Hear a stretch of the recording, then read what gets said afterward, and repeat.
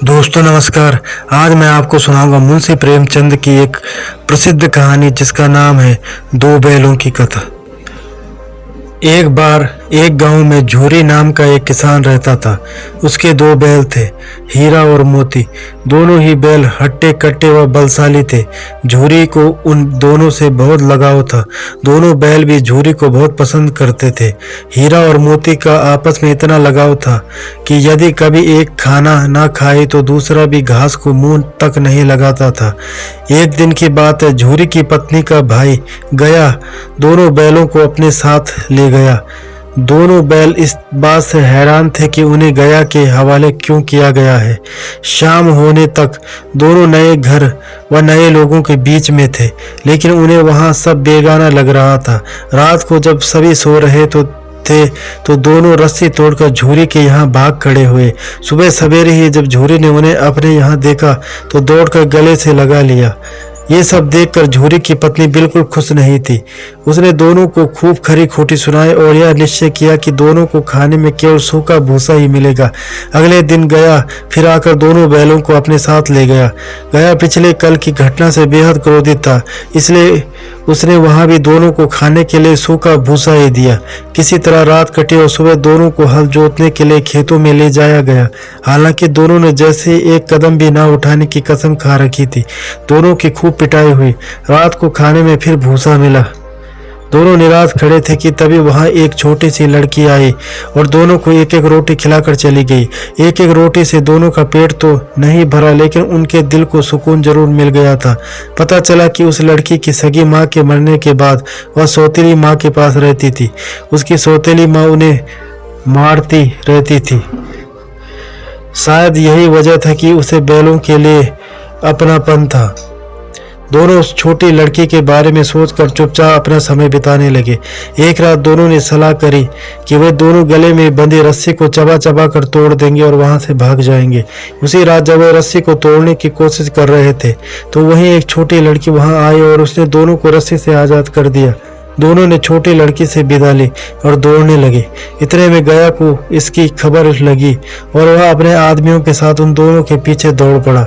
हीरा और मोती इतना तेज भागे कि उन्हें अपने घर का रास्ता भी याद न रहा।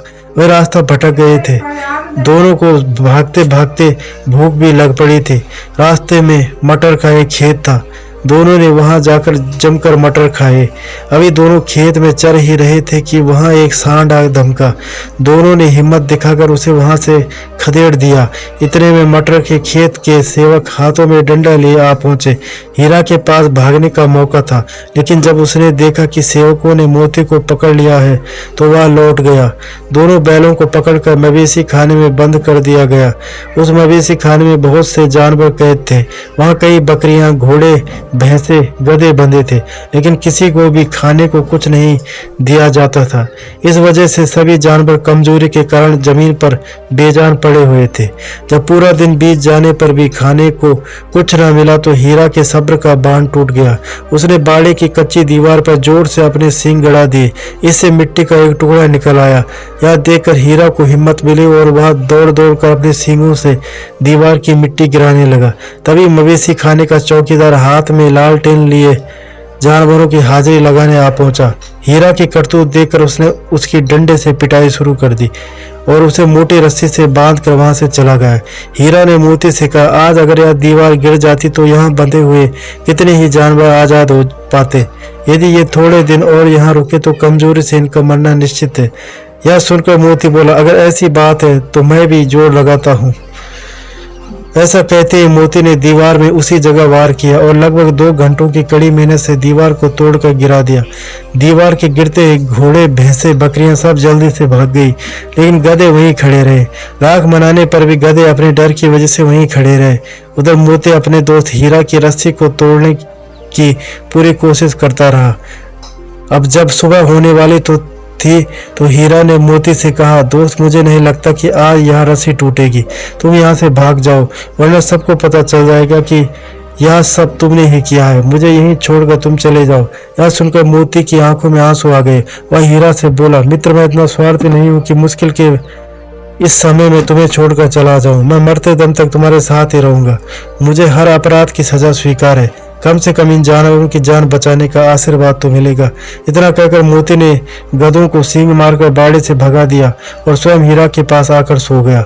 सुबह होते ही चौकीदार, मुंशी व अन्य सेवकों को जब इसकी भनक लगी तो मोती के खूब मरम्मत हुई और उसे भी मोटे रस्से से बांध दिया गया।